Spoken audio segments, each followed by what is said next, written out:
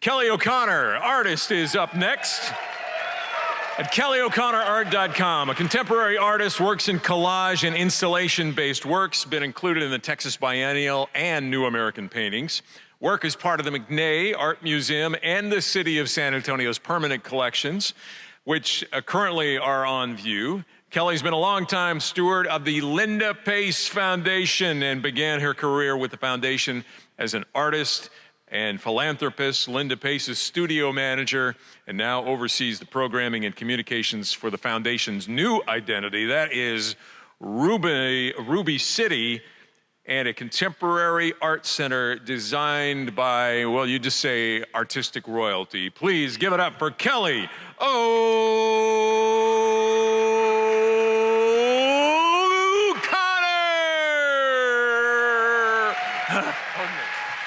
Wow. Oh my goodness. You guys are the best. Thank you for giving me this opportunity to share my unique story of being Linda Pace's studio assistant in the last years of her life and reveal her distinct influence on me as an artist. I love the parameters of PechaKucha, but it doesn't give me enough of a chance to acknowledge everyone. I wanted to acknowledge the Linda Pace Foundation, our trustees, and staff members that are here today. I am so fortunate to be part of such a hardworking and dedicated team. Also, I needed to give a shout out to a few, of course, my biological family that's here tonight, my parents, but I have some other families here. I have some people from my UTSA Executive MBA family and my CrossFit family, so thank you for coming and supporting me. All right, let's get started. So first I need to give you a little background on me as in my artwork. My earliest and most treasured memories are from family vacations where we excessively drove from Texas to Disneyland and Disney World in our conversion van. In college, I was challenged to find my voice as an artist. Revealing what was behind the facade of these fabricated places and narratives I had consumed my whole childhood without question became a constant source of inspiration to me. In fact, I even went as far as to apply and receive a travel grant at the University of Texas at Austin to go to Disney World and investigate with my new critical perspective. After college, I completed internships at the Chinati Foundation of Marfa and Art Pace here in San Antonio. Some of my most notable experiences include meticulously cleaning bug droppings off artwork such as Donald Judd's 100 milled aluminum boxes. At Art Pace, I continued tasks with similar precision and detail. Here I am, looking a little too casual, gluing tiny bricks on international superstar artist Doho Sa's sculpture. After this photo was taken, Doho came up and told me I needed to be more precise. Around the same point in time, I was asked to work with Art Pace's founder, Linda Pace, on a special project, which meant the world to me, especially at age 23. Finally, my experience at my 2 unpaid internships was paying off.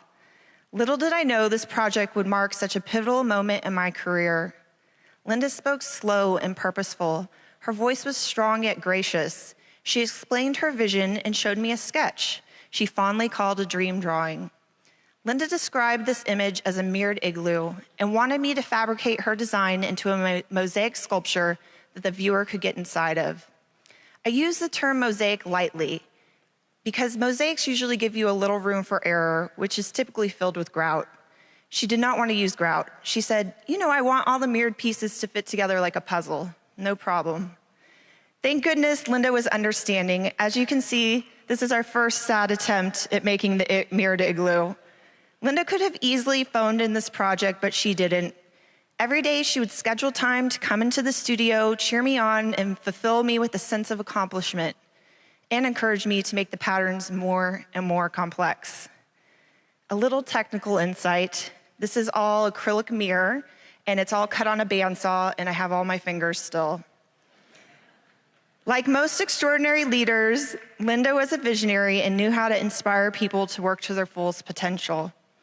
After a long, hot summer and hundreds of hours of work, the igloo was ready to debut. The mirrored igloo was much greater than the meticulous work that went into it. The real magic of the artwork, eventually titled Mirror, Mirror, was seeing the viewer experience the piece. The patterns and reflections created the illusion of an infinite sense of depth. I had not realized until many years later how much Linda had influenced me. Not only the technical process we discovered together, but also giving me the confidence to be more ambitious with my own artwork. So here is an image of one of my earliest works where I've implemented this process. Here the pieces fit together like a puzzle, but with paper. In the context of my work, the hypnotic patterns act as a metaphor for the disillusionment these controlled environments can cast on us.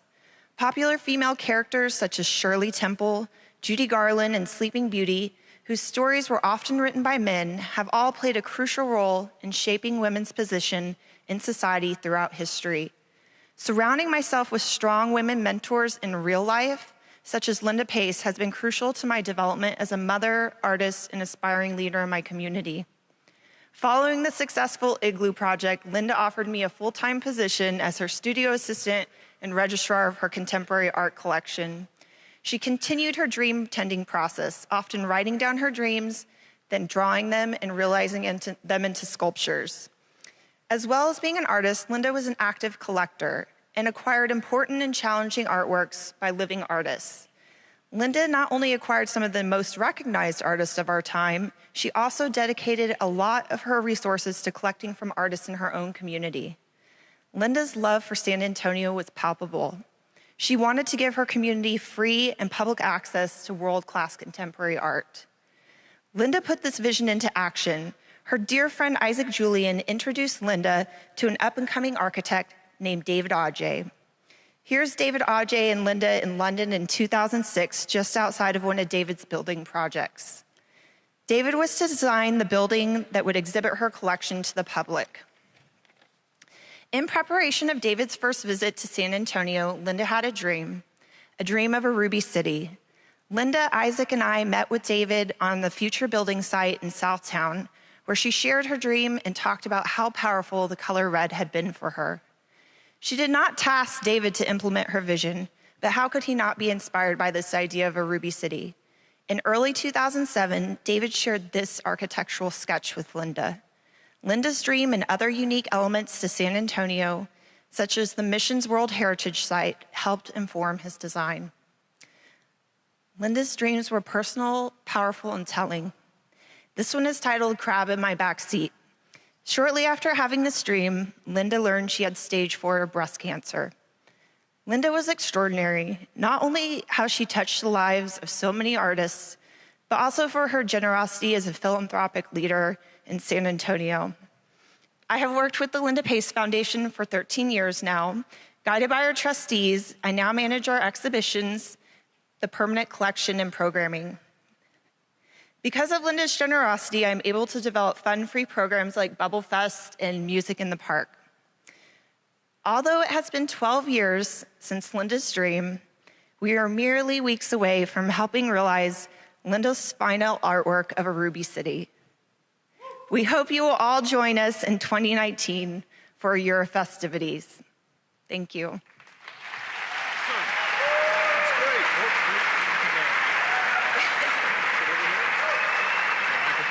Oh, yes, it's it. All right.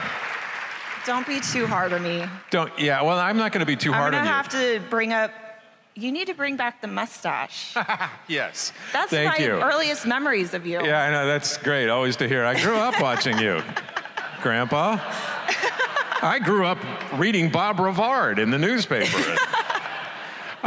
So what was that like working with her? I got to do stories on Linda back in the day. I didn't realize that she was as creative herself. She had moved into kind of what I thought was a managerial role in creating the foundation. She actually was quite prolific in the last years of her life, and I think she really honed in on a process that worked for her and that really interested her with this dream tending. And so she made a lot of work in the last years, but yeah, she had always been an artist. And now explain to me dream tending. So I think it's a bit, I'm not an expert in this, but it sounds a bit like lucid dreaming, where you can kind of control what's going to happen in the dream. So she prepared for David Adjaye to come to San Antonio and sort of culled this dream to happen. Really? So she would dream and plan on what she was hoping? I mean, I'm sure that there was a lot of it that was out of her control. It's like, you know, your subconscious, but I think her intent was there and it helped, you know, kind of focus. And now some people know about it, but tell us a little bit more about Ruby City and what people can expect. So Ruby City is a contemporary art center, and our focus is to exhibit Linda Pace's permanent collection. We do have programming, so we currently have an exhibition space that's Linda's former studio. It's at the back of Chris Park. Chris Park is a park in memory of Linda's son, Christopher, that opened in 2005.